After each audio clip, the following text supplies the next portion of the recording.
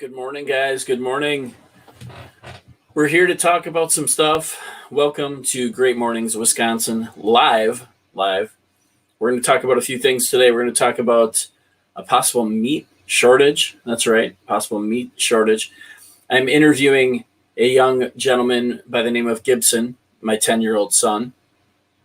He will be on in a little bit. We're going to talk to him about what it's like to do schooling at home. So yeah, guys, that's it. So let's get started. I hope you guys are having a good morning so far. I do have my coffee, which I definitely needed this morning. So anyway, so let's get started. We got some stuff to talk about, and I hope you're all doing well. And staying safe, right? Okay, well let's move right along, shall we? I am going to show you this real quick. So Tyson Foods, which is a very big company, I'm sure you're aware, they make a lot of different food, is warning that there is some issues with the food supply chain, and even went as far as to say they believe there's going to be a meat shortage. Now, obviously, I don't want to be, any part of trying to get everyone freaking out and buying all kinds of stuff and overbuying meat. But I am just, bring it to your attention in case you did not read any of the articles or heard any of the news that there is a chance of a meat shortage. Kind of sucks, but don't freak out and go buy like 5,000 pounds of meat, right? Because that might be overkill. Just like everyone went out and bought like all the toilet paper and the paper goods, but now that, obviously that stuff's back in the stores for the most part. So, but it could be an issue, but just be aware, just kind of watch. And, one thing you might want to do is check with local farmers though. I mean, if there's a way you can get meat from local farmers, I think that's a great thing that you could do if you're a meat eater. Right. So, something to think about. I mean, obviously you don't have to think about it, but if you want to. But yeah, so that was one thing. The other thing I wanted to do is I wanted to introduce you guys to my son. I'm going to bring him on right now. Let's bring my son on. Hi, Gibson. Are you eating breakfast? I'm hungry.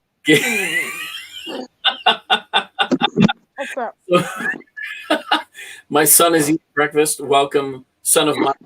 This is Gibson. Everyone say hello to Gibson. Gibson, hello. I want to talk to you. But can you point that at you, please? It is on. Okay, there you go, buddy. So, Gibson, what is it like to do schooling at home? It's hard. I can only see your head and your eyes.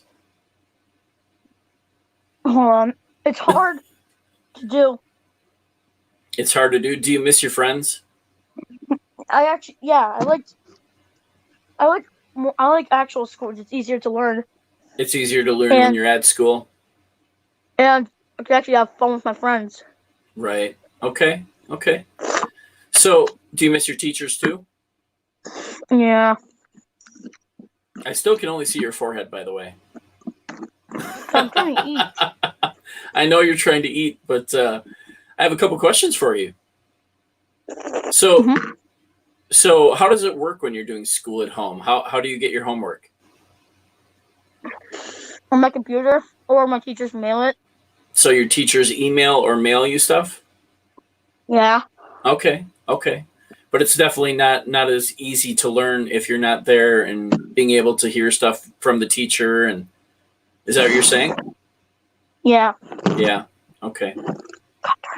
Now we're looking at the ceiling. There you go, buddy. There you go. Hi. I see your cereal. Now I see your mouth in your cereal. Sounds like it bounces on my controller. Can you just hold it for a minute? Because this isn't going to be very long. There you go, buddy. There you go. Okay. Is there anything else you want to tell us about schooling at home?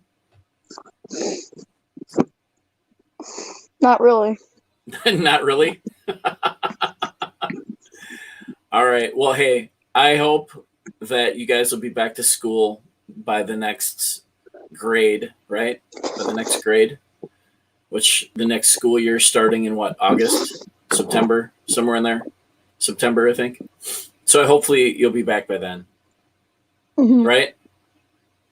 Yeah. All right. Anything else you want to share, Gib? No. No? You're good? Yeah. All right. Thanks for joining us, Gibson. Bye-bye. My son, can you imagine? He's 10. He's a good boy, though. He's a good boy. I love him. Yeah, I try. I will tell you about the homeschooling thing. I'm old, so most of the stuff we can help them with, but when it comes to like math, oh my God. They probably changed 3 different times of the way they teach math than since I was in school. I remember, so I have 2 older daughters as well. One of them is now 21 and the other one is 19, going to be 20 this year. And even when they were in school doing math and they bring it home, I was like clueless as to how they're learning now. And it's changed again, as far as I can tell, from them to my son Gibson, who is now 10. So crazy, crazy stuff, right? So here's the other thing I want to talk about. So really quick, and I'm going to share this with you. I'll bring it up. So we talked about the possible food shortage. Here's a couple fun things. So Marcus movie theaters are doing a popcorn for curbside pickup on Friday, Saturday, and Sunday, which I thought was kind of fun. Obviously they're not open for you to watch movies there, but you can pick up some fresh popcorn from the movie theater. I think that's kind of cool, right? So you can pick up that and go home and then watch something. So each location has a different way to pre-order your popcorn. What you need to do is go to their website, it's marcustheaters.com, marcustheaters.com, and then just scroll down and read. They're doing it Friday, Saturday, and Sunday. Okay, popcorn for curbside pickup, and just scroll down and read that page. They have different ways to order it: phone orders, mobile app orders, and online orders. But it says that every location has a little bit different way to do things, I guess. So they have 2 sizes they're offering: a $10 family size bag, which equals 2 large popcorns, or a $20 party size bag, which would equal 5 large popcorns, which, I mean, that's not bad in fresh popcorn, right? So, yeah, very cool. Very cool. I thought I'd share that with you guys. I think it's kind of neat. Not that you can't make popcorn at home, but sometimes you just want the fresh stuff right from the movie theater, right? Michelle says I might be having the movie, but I don't know. So yeah, I thought that was kind of fun. Though. So guys, the other thing I wanted to share with you is, support your local businesses if you can. If you guys are financially don't looking for everyone to go, or have problems financially, but if you're doing okay financially, definitely please support your local businesses. A couple that I'm going to mention on this episode today, and maybe I'm going to do a couple of these a week by these episodes for a while, see how they go. But I'll mention a couple every time that I do one of these episodes, because there's a lot of good, decent businesses out there that really need your support in this really hard time. Okay, so one of them is Wildcats. Okay, Wildcats is in Branch, Wisconsin, which is Manitowoc County area. Even if you're from Brown County or Outagamie County, it's not a heck of a long drive at all. I mean, like 30, 40 minutes most. They have great food. They're great people. My son loves their chicken strips. He says they are the best chicken strips he's had anywhere. I'm just telling you. You can even see here on their Facebook page, they have some great reviews.